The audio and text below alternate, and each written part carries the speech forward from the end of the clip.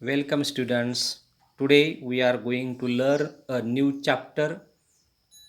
Look at page number 5. The name of the chapter is The Fun They Had. त्यांनी मजेत घालवलेला वेळ असा याचा मराठी अर्थ होतो. चिटचॅटमध्ये देअर आर 4 क्वेश्चन्स. त्यांनी 4 प्रश्न आपल्याला विचारले. याचं प्रत्येकाचं उत्तर हे भिन्न भिन्न असणार आहे. त्यातला पहिला प्रश्न, what do you like the best of your school? तुमच्या शाळेची सगळ्यात चांगली गोष्ट तुम्हाला कोणती आवडली याचा उल्लेख करा. प्रत्येकाचं उत्तर हे भिन्न असणार आहे. Answer, I like the best of my school the playground. There are many trees, there are lovely teachers and my friends and extracurricular activities and so on.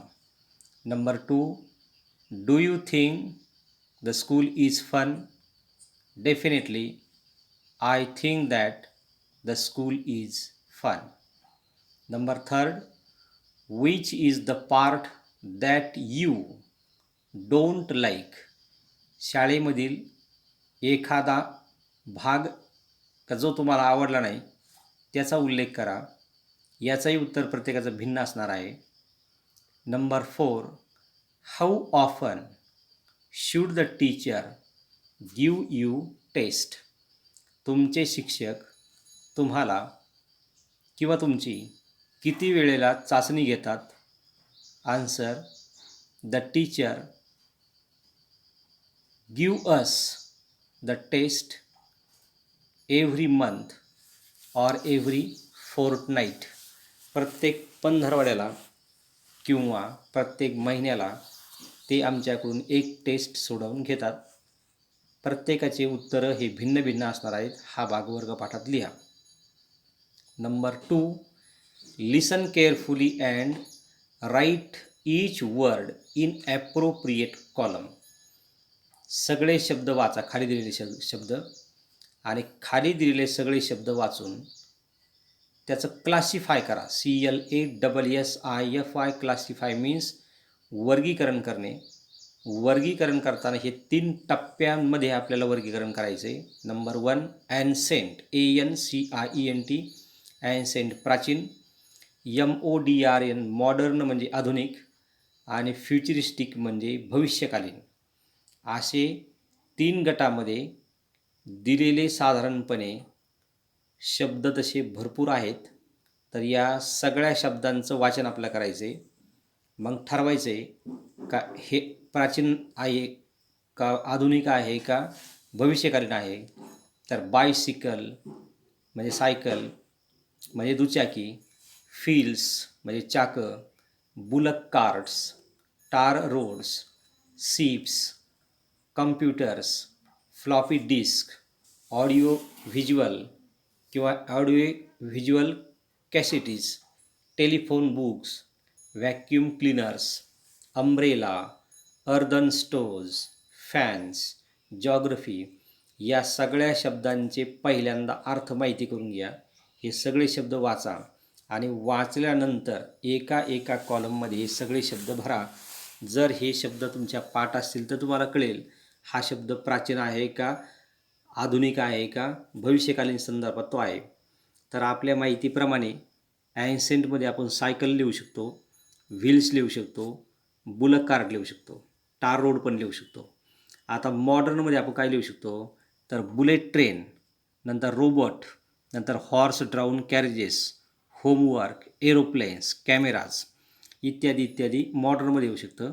आणि फ्युचरिस्टिक्समध्ये काय येऊ शकतं, तर फ्लाईंग कार्स, नंतर शिप्स, कम्प्युटर्स, फ्लॉपी डिस्क, नंतर mobile phones, network किंवा notebooks, notebooks.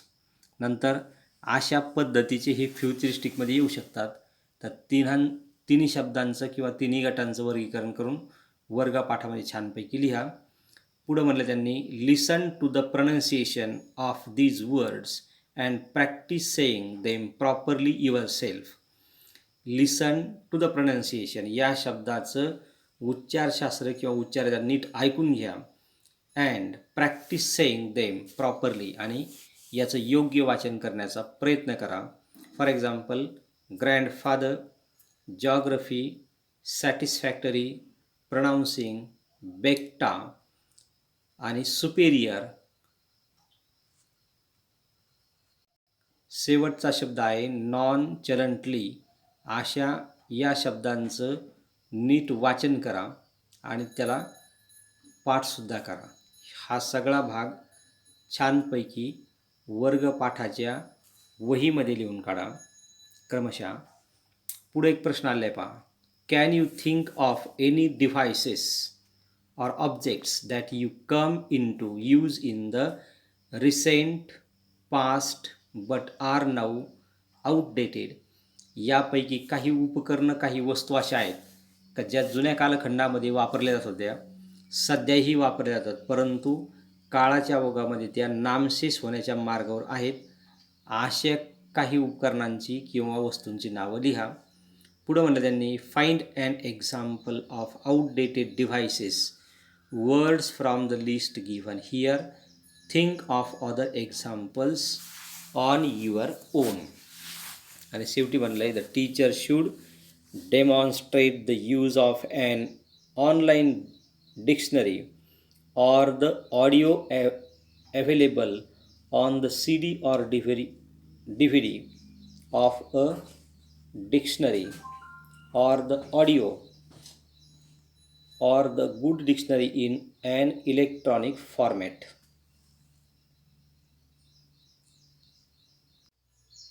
हे सगळं लिहिल्यानंतर एकदा छानपैकी या धड्यामध्ये काय सांगितलेलं आहे हे पहिल्यांदा नीट कळून घ्या. तर आयझॅक ॲसिमॉव यांनी 2157, आज आहे 2020, तर 2157 या भविष्यकाळातील वर्षामध्ये घडणाऱ्या घटनेविषयी वैज्ञानिक, काल्पनिक यावर आधारलेली ही कथा आहे. पुन्हा एकदा ऐका. आयझॅक ॲसिमॉव यांनी 2157 या वर्षामध्ये काय घडणार आहे याची एक काल्पनिक कथा या द फन दे हॅडमध्ये दिलेली आहे. ज्या काळात छापील पुस्तके व मानवी शिक्षकासहित वर्गखोल्या, इतिहास जमा होऊन त्यांची जागा ई लर्निंग पुस्तके किंवा टेलिपुस्तके व यांत्रिक शिक्षक घेतील. हे यांत्रिक शिक्षक त्यांच्या सांकेतिक भाषेत विद्यार्थ्यांना घरी बसून लिहिण्यासाठी चाचणीचे पेपर देतील. अशा प्रकारचं एक वर्णन या धड्यामध्ये केलेलं आहे. थोडंसं आपल्या कक्षेच्या बाहेरचा हा भाग आहे.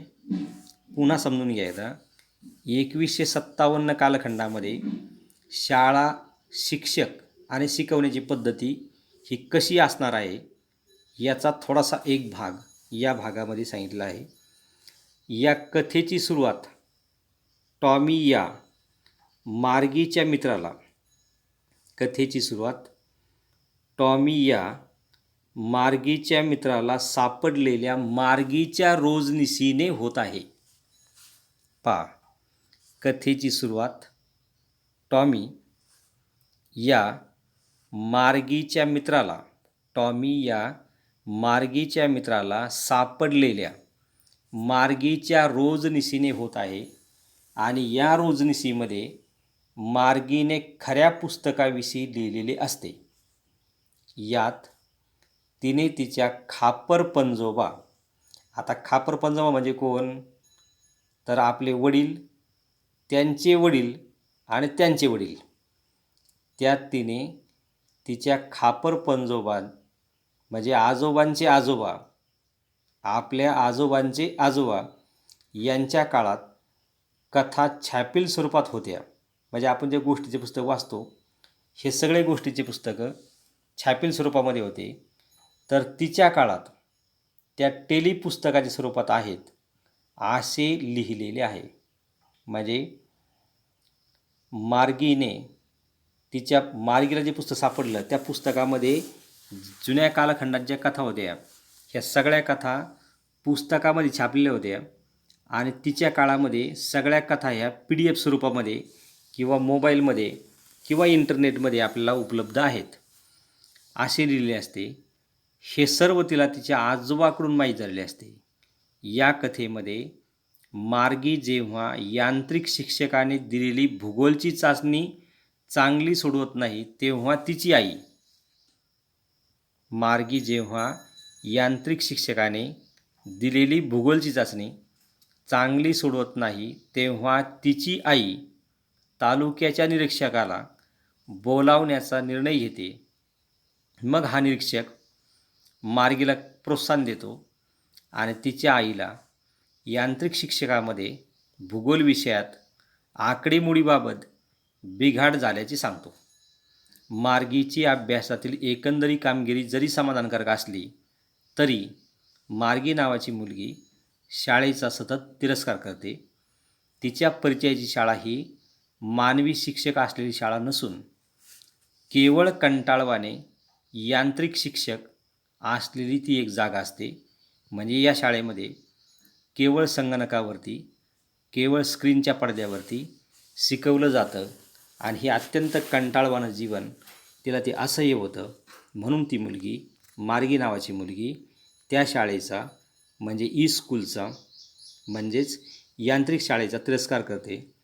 परंतु टॉमी जेव्हा तिला शेकडो वर्षापूर्वी शाळा अस्तित्वामध्ये होत्या तेव्हा तिला मानवी शिक्षक असलेली शाळा असू शकते हे अविश्वसनीय वाटते.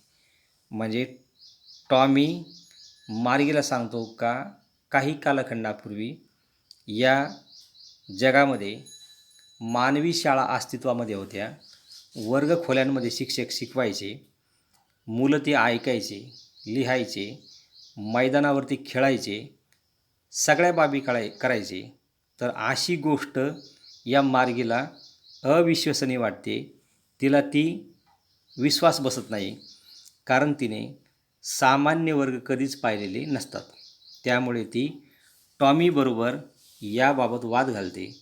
परंतु नंतर तिच्या खापोर पंजोबाच्या काळातील शाळा आणि तिच्या बेडरूमला लागलेली असलेली शाळा यातील फरक लक्षात येतो. म्हणून तिला टॉमीबरोबर जुन्या शाळांची माहिती देणारी जुनी धुळीत माखलेली पुस्तके देखील वाचण्याची इच्छा होते.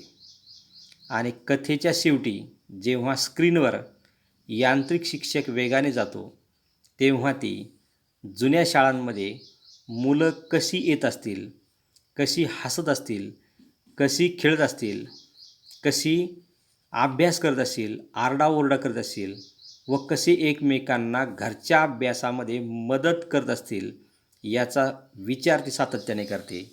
आणि लेखकाने सुद्धा या पाठामध्ये भविष्यकाळामध्ये शाळामध्ये पारंपरिक व आधुनिक प्रकारच्या शाळा नसतील. म्हणजे आज आपण जे ऑनलाईन शिक्षण घेतो हे ऑनलाईन शिक्षकाविना चालू आहे. ही कॅसेट फक्त फॉरवर्ड करणे हेच उद्योग चालू असतात. यामध्ये कुठल्याही प्रकारचा जिव्हाळा, आपुलकी आणि आपले एक्सप्रेशन्स एकमेकाला दिसत नसल्यामुळे त्यामध्ये पाहिजे तेवढी गोडी निर्माण होत नाही. हाच भाग या लेखकाने इथं पण उल्लेख केला आहे. मग भविष्यामध्ये आधुनिक जगतामध्ये पारंपरिक शाळा असणार नाहीत, त्यामधला आनंद पण असणार नाही, त्यामधली मजा पण असणार नाही.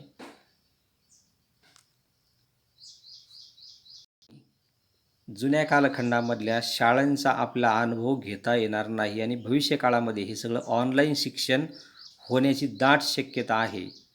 अशा प्रकारचा आशय असणारी ही एक कथा आहे. तर हे थोडंसं क्रिटिकल कॉमेंटचा एक भाग आहे. लवकर लक्षात येणार नाही, परंतु हे नीट समजावून घ्या. त्यातल्या सगळ्या स्पेलिंग व्यवस्थित पाठ करा. चिटचॅटचा भाग, वॉर्मिंग अपचा भाग छानपैकी वर्गपाठाच्या वहीत लिहा. मराठी घोषवार तुम्ही आता ऐकला असेल. सगळ्या स्पेलिंग पाठ झाल्यानंतर गाईडमधून किंवा टार्गेटमधून किंवा अन्य एखाद्या तत्सम संदर्भ पुस्तकातून हे आणखीन कळून घ्या. उद्या आपण हा पाठ शिकवण्याचा प्रयत्न करू. धन्यवाद.